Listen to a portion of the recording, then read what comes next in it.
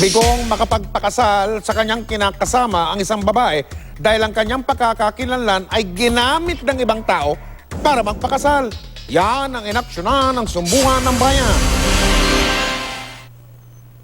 Ikakasal na sana noong Hunyo ng nakaraang taon si Julita pero nang kanyang kunin ang kanyang Senomar o Certificate of No Marriage, kasal na raw siya. Lumalabas po na kasal ako.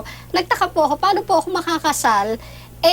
Nagsama po kami nung kinakasama ko, 2000. Kasal daw po ako na 1998 sa isang Hapon na nangangalang Yuki Takahashi. Sinubukan naming puntahan ang address na pinagdausan di umano ng kanilang kasal. Pero ayon sa mga residente rito, walang ganong address. Inilapit na rin namin sa Civil Registry Office ng Caloocan ang kaso ni Julita. We had no opportunity to inquire whether na yung claim niya na hindi daw siya yon, no? Kasi ang presumption of regularity is when they applied for the marriage license, ay sila yon.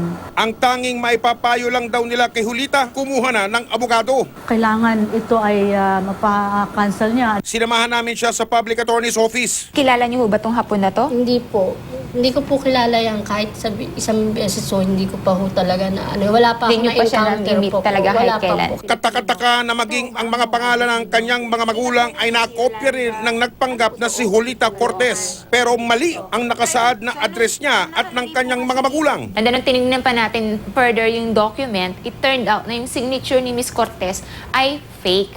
Kasi nag-present siya sa akin ng voter's ID, SSS, and then iba pang government-issued ID. Malaking tulong sa kaso ni Julita na meron ng kasong nadesisyonan ng Korte Suprema sa ganitong uri ng kaso. Ang remedy ni Miss Cortez is mag-file ng petition for correction of entry under Rule 108 ng Rules of Court sa RTC kung saan malapit yung local civil registry na nakatala yung kanyang certificate of marriage. So in this case, sa Caloocan. Binigyan ng Public Attorney's Office si Julita ng endorsement sa kanilang satellite office sa Caloocan City para mapabilis ang pagpoproseso ng pagsasayos ng kanyang mga dokumento.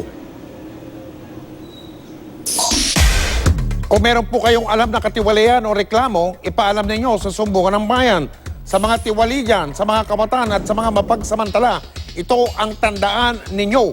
Hindi namin kayo tatantanan.